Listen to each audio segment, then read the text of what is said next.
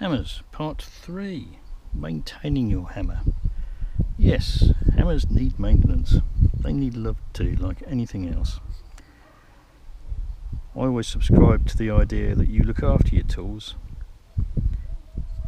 and they last longer, and the resource costs of the tools in your kit is thereby reduced. Also you save money.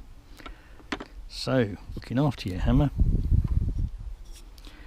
If you've got a hammerhead like this, or like this, it's spooled off, it's best to grind this back. An angle grinder is fine. If you've got damage to the handle, like on here, say, so you've got a nick here, you've basically got to file that back so it's nice and smooth.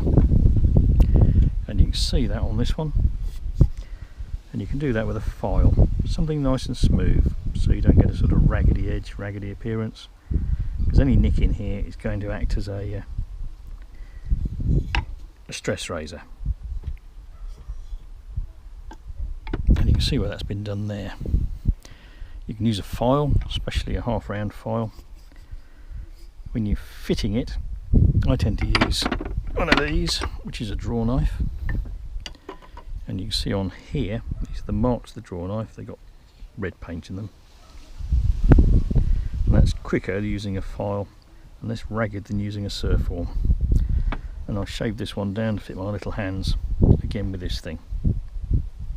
And the draw knife you use that way up, so bevel down gives you a lot more control than trying to use it that way up. A lot of people will tell you to use it that way up. I've always used it that way up, that's the way I was taught. More on that if we get on to re-hafting a hammer, which we won't be doing today because I think it's going to piss with rain again in a minute. Right, this is basically the material to make a handle. You use a bit of ash and you can hand shape it. These have all been done on a copying lathe, which I haven't got access to. You can cut down a handle if you want. This is a cut down handle from a much longer hammer that's been used to that. And you keep your handle clean so it's not slippery. If you get engine oil on it, that's not a problem. Oil the head so it don't go rusty. This poor thing's been sitting in the weeds for ages. What you can use on your handle, this says chain oil, but it's actually rapeseed oil, which is really cheap. Use any vegetable oil. Linseed oil is traditional, especially boiled linseed oil, which doesn't go off, and you apply it with a rag lightly, little and often, because the idea of the oil is that it soaks into the timber and keeps it supple. I have seen people in the past pre-soak their handle, but that makes the wood swell. When you fit your handle, you try and fit it with the timber as dry as possible, so you get a better fit. Oh look, this says Shelley, British made, so again this is fairly old, probably turn of the 19th, 20th century. Sorry, I digress. So you apply your oil after you've finished re-hafting your handle and during its life. It keeps it supple. This one, for instance, if I can find it,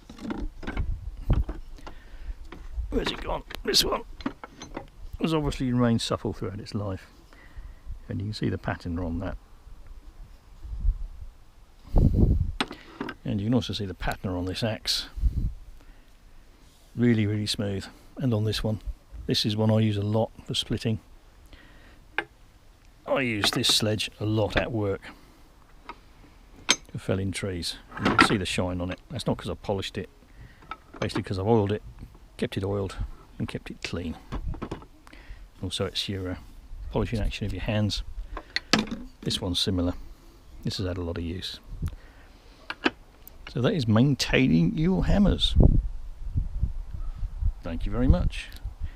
At some later date I will re-haft either this one, or more probably this one, and you can see how it's done. This one's a bit odd. Someone's actually increased the grippiness of this handle by cutting horizontal grooves in it, but usually your grippiness is imparted by the shape.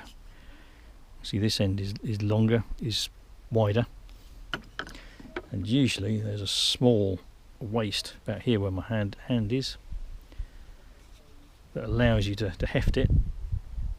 This fits my hand quite nicely. Basically your fingers shouldn't touch the ball of your thumb, and it shouldn't be really wide.